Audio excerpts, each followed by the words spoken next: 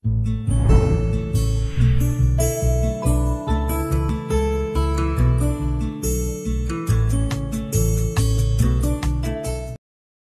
meu amigo, minha amiga, meu irmão, minha irmã, todos bem? Bom, vamos aqui tocar hoje num assunto que, se falar alguma coisa ao contrário sobre o assunto dízimo, os pastores ficam todos se coçando, né? Porque vai meter a mão no bolso do salário deles, né? Esse é o grande problema. Os pastores de hoje se transformaram nos sacerdotes do templo de Israel. Não sei onde tem isso, autoridade na Bíblia para que fizesse dessa maneira, mas de qualquer forma, tudo bem. Nós vamos analisar um videozinho aqui, né, da liderança adventista falando sobre esse assunto. Eu vou parando, né, nós vamos conversando sobre o assunto, mostrando na Bíblia o quanto eles estão enganando. Ok? Vamos lá.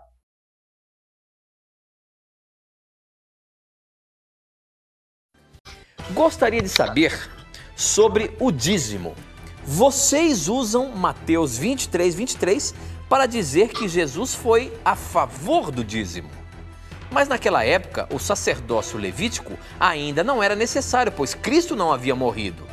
E como que o dízimo virou dinheiro? Se nesse mesmo texto, sabendo que já existia moeda para pagar impostos, os fariseus davam dízimos de plantio. Hortelãs, endro, cominho. Amo na mira da verdade. Professor Leandro Quadros, como então entender essa questão do dízimo? A gente vê no Velho Testamento que os dízimos eram dados através de alimentos, através do trabalho que eles faziam, do plantio e tudo mais. E de acordo com o que o nosso irmão está mandando a pergunta dele aqui, ele está confirmando que na época de Jesus, embora já houvessem moeda, os dízimos não eram devolvidos em dinheiro. Como é que a gente afirma hoje que os dízimos ainda continuam sendo um princípio e que a gente tem que devolver, ou muitos dizem até pagar? Bom, antes dele responder isso, eu vejo alguns videozinhos. Eu vou voltar um pouquinho, né? Porque ele começou a falar, não vamos perder aqui, tá? Antes dele responder, nós temos que ir lá para Mateus, que ele falou, Mateus 23, né? Vamos ver aqui. Vamos ver o que diz Mateus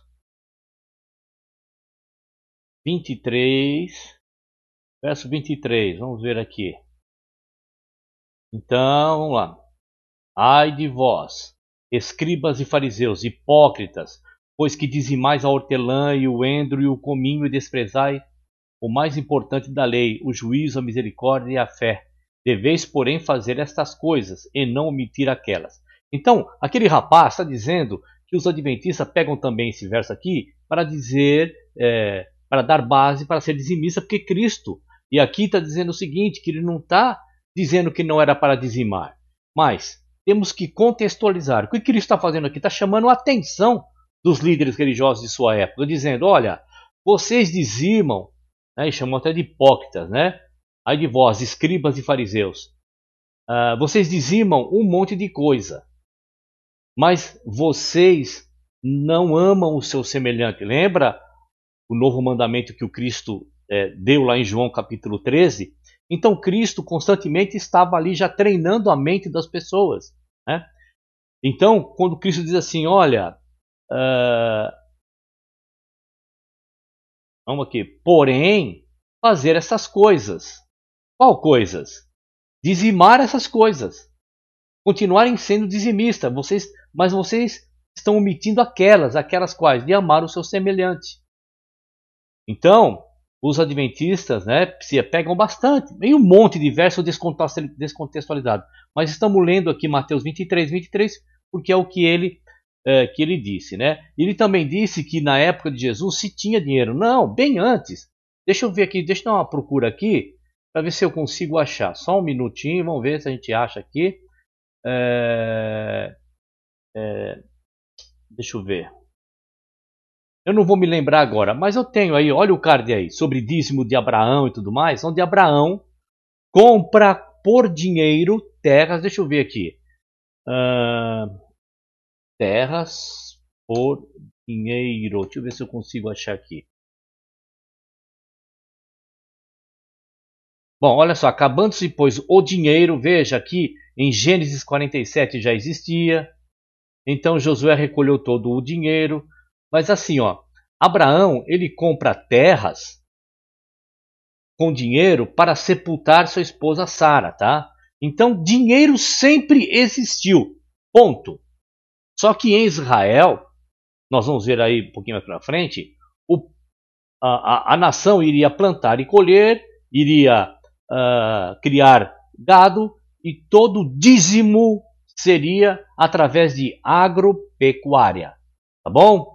Vamos lá. Primeiramente, eu não vou dizer que este irmão fez a pergunta com este propósito, mas eu vejo alguns videozinhos na internet, algumas pessoas escrevendo muita bobagem sobre o assunto. O indivíduo, quando quer ser rebelde, ele vai criar um monte de desculpas para não obedecer a Deus. Né? Então, veja que ele já começa com ad hominem, né? Ele já começa a chamar de rebelde, um monte de bobagem, né? Por quê? Porque é só ele, é só este homem aí é que sabe das coisas. Só ele consegue ler a Bíblia, né, professor? Só você consegue ler a Bíblia e entender. Então, se não é um pastor e dentro da igreja adventista, você só vai fazer bobagem, só vai interpretar de uma maneira idiota. Vamos lá, vamos continuar. É impressionante como a pessoa não consegue analisar, não estou falando do irmão, de vídeos que eu já vi por aí. Quando Malaquias 3, 8 e 9 fala que não dizimar é roubar a Deus, meu amigo, o roubo é um princípio de ordem moral. Se no passado não dizimar era roubar, por que no presente vai deixar de ser um roubo só porque não há mais levitas? Bom, professor, eu sinto lhe dizer, mas acho que está faltando um pouquinho de discernimento para você, tá? Vamos lá, vamos para a Bíblia. Ele cita, então, Malaquias, só que antes de Malaquias, eu quero trazer aqui para vocês o seguinte, olha, o livro é Números, capítulo 18, verso 14, ó. Toda a coisa consagrada em Israel será tua. Então, aqui nós vamos entrar sobre as ofertas e dízimos, tá? Então, tudo que é de Israel é para Israel.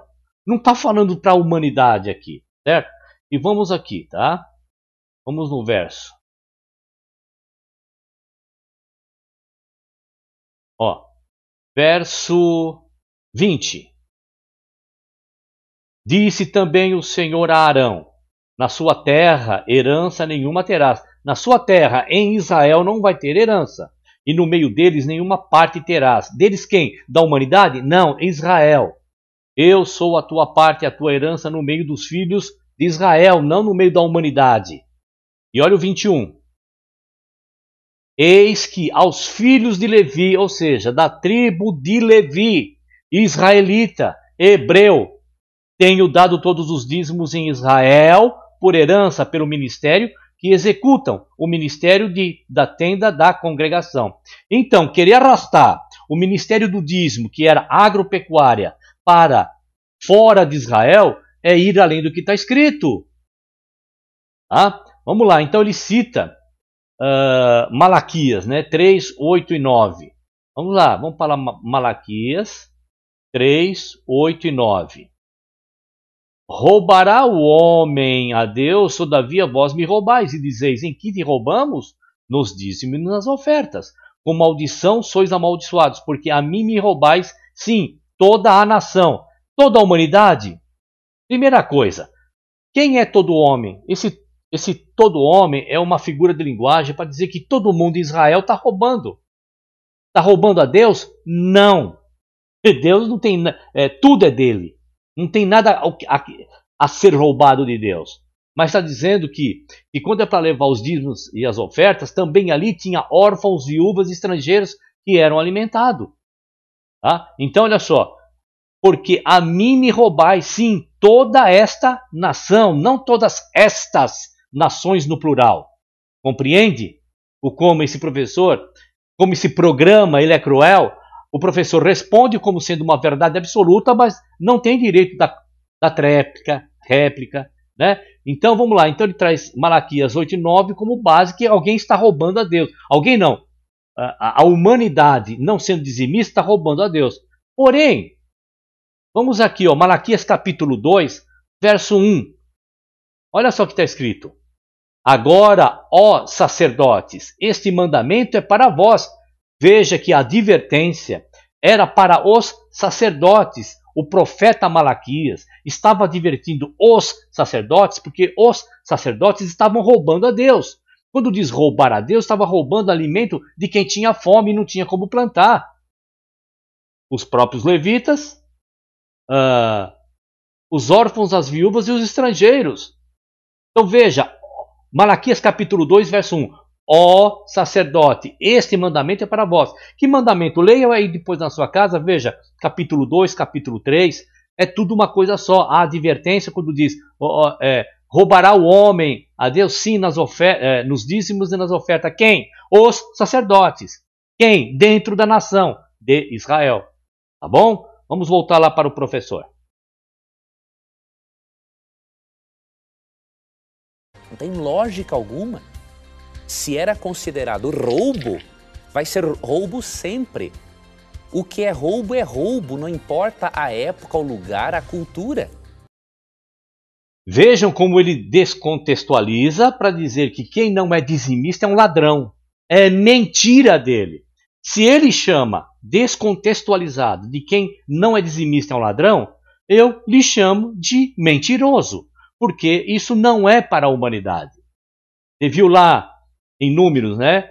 E esta lei do dízimo era para a nação de Israel. E quem é que estava roubando a Deus no contextualizando? A nação de Israel. E para quem era a advertência? Para os sacerdotes em Israel. E agora vem ele dizendo que roubo é roubo em todas as épocas, em todas as eras. Se você não prestar atenção, você vai falar, poxa vida, é verdade, roubo é roubo. Claro que roubo é roubo. Só que tem que contextualizar o assunto. O assunto é dízimo. Dízimo é de quem? É de Israel. Quem é que estava roubando? Israel. Quem? Os sacerdotes. De quem? De quem não tinha como plantar e tinha gado para cuidar. Ok? Um princípio de ordem moral, ele é universal e ele é imutável. Ok? Então, se Deus relaciona não dizimar ao roubo, é óbvio, é válido até hoje. Outro detalhe, quando Paulo, em 1 Coríntios 9, 13 e 14... Só um instante. Veja que ele diz, é válido até hoje. É válido para quem? É válido para Israel. É válido para Israel que tenha templo. É válido para Israel que tenha sacerdote, sumo sacerdote da tribo de Levi. Dura até hoje para quem? Para Israel que tenha templo, que tenha sumo sacerdote, e para quem é agropecuarista. Veja que se você não tomar cuidado, você cai nessa lábia. Vamos lá, agora parece que ele vai falar de Paulo, né? Vamos lá. Quando Paulo, em 1 Coríntios 9, 13 e 14, fala de manter o evangelho por meio, obviamente, de dízimos, de onde ele tira esta linguagem? Veja bem, quando Paulo escreveu aqui, 1 Coríntios, não tinha mais o sacerdócio levítico, né? Mas ele disse, não sabeis... Veja, olha só como ele traz verdades mescladas com mentiras, mentiras mescladas com verdade. E quando Paulo escreveu isso, não tinha mais o sacerdócio levítico. É lógico que tinha. Em Israel, olha só, em Israel continuava lá o templo em pé. O templo estava de pé, tinha lá a ministração levítica lá dentro do templo, o sacerdócio. Entendeu? Mas agora ele quer trazer dentro do contexto do Novo Testamento. Olha, não tinha mais, então agora quem é que é? São eles. Entendeu? Se não prestar atenção, cai mesmo. Como diz a musiquinha, o golpe está aí, cai quem quer. O golpe está aí, cai quem quer. Deixa eu voltar um pouquinho aqui. O sacerdócio levítico, né? Mas ele disse, não sabeis vós que os que prestam serviços sagrados do próprio templo se alimentam e quem serve ao altar, do altar tira o seu sustento, assim ordenou também o Senhor aos que pregam o Evangelho que vivam do Evangelho. Da onde que Paulo tirou esta ideia? Pastor, professor, continua o texto. Por que você parou? Por que você parou aí? Vamos lá, vamos contextualizar o que ele trouxe aí à tona. Coríntios, vamos lá. Então vamos lá, ele diz assim, ó, né? Coríntios capítulo 9,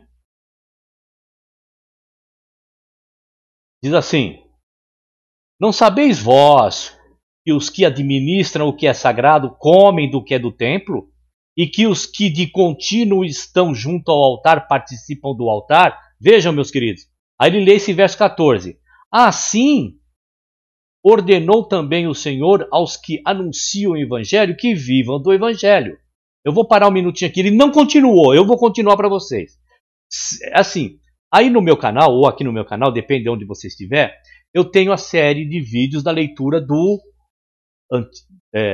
dos evangelhos, depois das cartas e depois do Antigo Testamento. Nas cartas, quando eu leio aqui, eu explico direitinho. Paulo vem dizendo o seguinte, olha, vocês nunca viram escrito que as pessoas, como é que está escrito aqui, ó, não sabeis vós que os que administram o que é sagrado comem do que é do templo? Se você ler para trás, ele está dizendo o seguinte, olha, assim era lá, as pessoas poderiam comer do que é do templo. Ele está falando de, sabe de quem? Dos sacerdotes. Vocês não sabiam que os sacerdotes poderiam comer daquilo que era levado no templo? Certo? Mas Paulo está fazendo uma crítica pesada. Olha o que ele diz no verso 15. Mas eu de nenhuma destas coisas usei. Que coisa? De querer se aproveitar das pessoas a que ele estava levando o evangelho do Cristo. Mas eu de nenhuma destas coisas usei, ou seja, de querer ser sustentado por aqueles que estavam aprendendo agora o evangelho do Cristo. Mas eu de nenhuma dessas coisas usei. E não escrevi isto para que assim se faça comigo. Porque melhor me fora morrer do que alguém fazer vã esta minha glória. Compreendeu? Era melhor ele morrer ali mesmo do que as pessoas depois criticarem ele, dizendo o seguinte, escuta, agora você vai ser sustentado por nós, e mal temos o que comer. Compreende? Olha o que Cristo fala em Mateus capítulo 10. Vamos lá. Ele diz assim, ó. Aqui, se você ler desde do verso 1 em diante, você vai entender quando ele chega aqui, porque ele está falando assim, ó, tem que ir, tem que falar, tem que fazer, tem que pregar o evangelho, tem que comunicar isso para todo mundo. Aí ele diz assim, ó, verso 7, verso 6, mas ide antes de ir ao mundo, ide às ovelhas perdidas da casa de Israel, e indo pregai dizendo, é chegado o reino dos céus. Ó o que ele diz no verso 8, vejam, prestem atenção. Curai os enfermos, limpai os leprosos, ressuscitai os mortos, expulsai os demônios, de graça recebestes, de graça dai. Paulo entendeu perfeitamente que não era mais para ser sustentado. Como fazia, que ele faz uma referência, como, vocês não sabiam que antigamente era assim, mas agora não é assim. E agora vem o professor trazer esses textos fora da sua contextualização. Por favor, hein, professor? Vamos lá, vamos continuar. Do sacerdócio levítico. Você percebe em Levítico 27 que o dízimo era destinado para a manutenção do sacerdócio levítico, porque eles trabalhavam envolvidos com a adoração a Deus a todo instante, para proporcionar ao povo uma adoração ordenada e tudo mais. Se Paulo...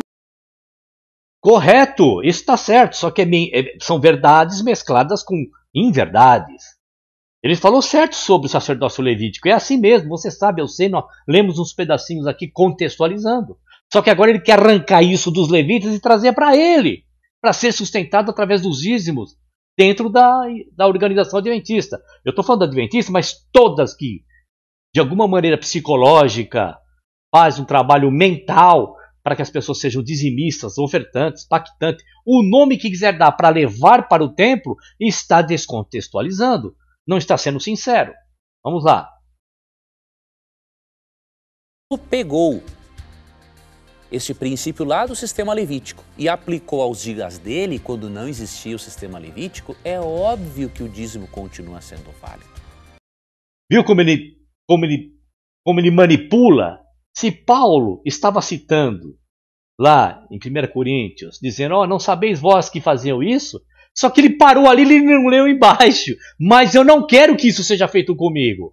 Porque ele entendeu a mensagem do Cristo, você recebeu de graça você vai dar.